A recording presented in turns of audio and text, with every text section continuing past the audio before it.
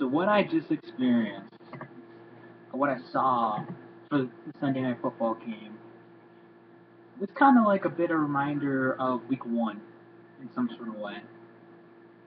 The tale of two halves. And then again, an epic choke job, too, at the end by a certain home team opening their new stadium, Levi Stadium, the new home of the San Francisco 49ers. It's not even in San Francisco. Supposedly it's what, in Santa Clara, where the hell it is. It's supposed to be like 2 hours away from San Francisco. But anyways, they're opening a new stadium in the regular season, and they open it up with a loss. What the hell did I just watch? I mean, and people are going to be like, oh, the San Francisco 49ers defense was on point. It was great. It was amazing in the first half. Not really. It was more of, the Bears could not get a running game going. Matt Forte was pretty quiet. Uh, in the game in general, not just the first half, but in the game, he was relatively quiet. So obviously you had Jay Cutler throw the football a lot, and you're thinking, okay, Jay Cutler's a guy who you all know he still has quite a bit of talent. He's one of the most talented quarterbacks in the National Football League. The problem is when he's under pressure, it's like a nightmare. I mean, you saw it last week at home against the Buffalo Bills, who improved to 2-0 after beating the Dolphins. He just, yeah, But Brandon Marshall, what a game this guy had. Only 5 receptions for 48 yards, including 3 touchdowns. And, that last touchdown really sealed it in, obviously, for the Bears because, it was just. And I know a lot of people are going to say, oh, it's Kaepernick's fault. I mean, yeah, but it was his fault, too, threw the ball 34 times, only 1 touchdown compared to not 1, not 2, but 3 interceptions for him. You got Frank Gore, who had a decent game, 13 carries, 63 yards, including a touchdown. Michael Crabtree, he had the first touchdown in the game. Overall, not just for 49ers, but for the game, 7 receptions, 82 yards, and 1 touchdown.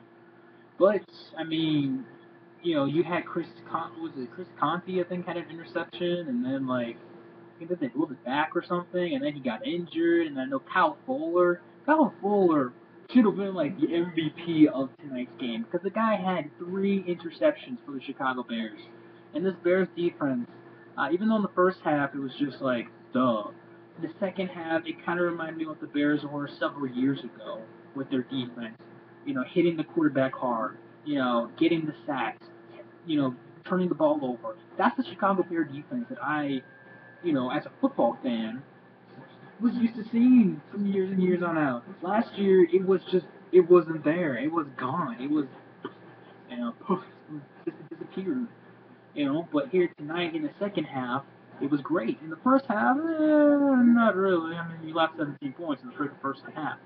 But you only allowed the Niners to 3 points and a field goal, And the thing, too, with the Niners, I think some of us as football fans might be overrating them because remember, in the preseason, the San Francisco 49ers looked horrible. And I know, it's the preseason. But, they did not look good. And if it wasn't for that first quarter against the dismal, horrific defense of the Dallas Cowboys in that game, in the first quarter, you can make a case that maybe the 49ers should be 0-2. And that maybe now with the Cowboys being the Titans, earlier today, the Cowboys should be 2-0. What do you think? Can you believe that? Think about that one for a second.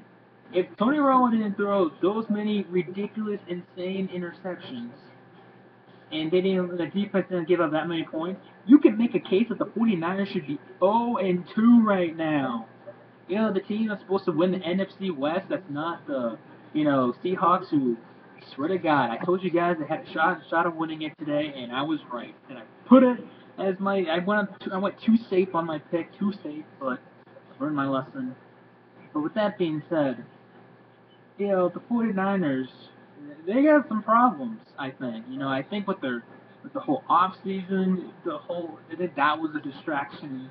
We saw with Kaepernick, we saw with Alvin Smith, and you've seen it with, all these guys in the team. And If I was a 49ers fan, I'd be kind of worried right now. Now, I'm not saying it's the sky is falling, it's the end of the world as we know it. I'm feeling fine, I already am. But I'm saying that if I was the 49ers, yes, you're 1-1. So the Seahawks, and so the Rams now 1-1. You can't believe it. The Arizona Cardinals. That's right, the Arizona Cardinals are 2-0. But it's only week 2. I'm not saying this is horrific or anything, but you got to admit, if you're a Niners fan, you guys choked the game. Now I know you can blame it on Kaepernick. Kaepernick obviously hurt you guys in end zone, but your defense, of course, did not help whatsoever, especially leaving Brandon Marshall that open in the end zone. That's it for me, you guys. Hope you guys enjoyed this little recap, this little video. Comment down below. Subscribe. Follow me on Twitter.